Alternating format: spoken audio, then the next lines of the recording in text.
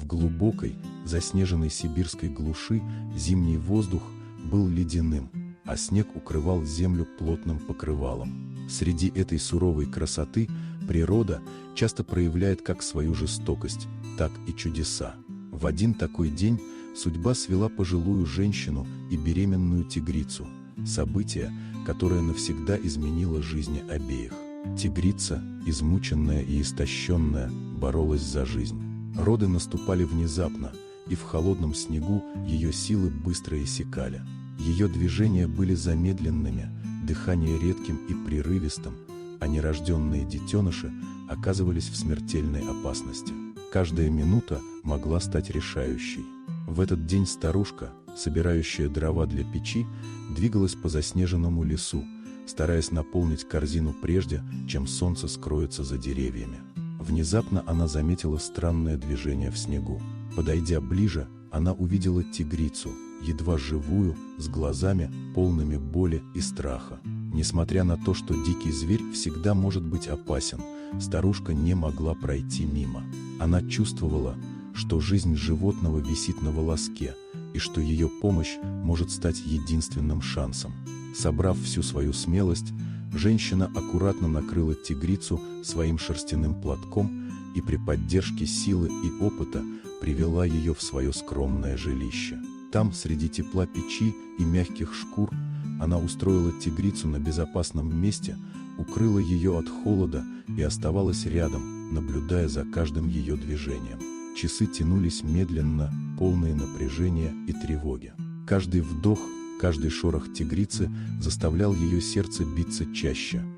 Но она терпеливо держала руку на тепле животного, давая ощущение безопасности и защищенности. Время шло, и благодаря заботе старушки и ее постоянному присутствию тигрица смогла завершить роды. Маленькие детеныши появились на свет в этом уютном уголке среди сурового сибирского леса. Они были слабые, но живые, и материнское тепло помогало им адаптироваться к холодной среде. Старушка продолжала заботиться о семье тигрицы, согревая их и наблюдая, пока силы матери возвращались. Когда тигрица окрепла и детеныши подросли настолько, чтобы выжить на воле, старушка помогла им вернуться в дикую природу.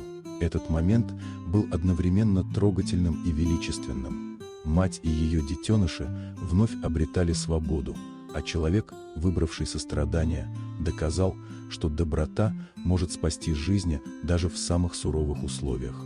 Прошло некоторое время, и судьба вновь переплела их пути. Старушка, идя по лесу за дровами, была внезапно атакована голодным волком. В этот момент тигрица, помня тепло и заботу, пришла на помощь. Она встала между старушкой и опасностью, прогнала хищника и вернула спокойствие.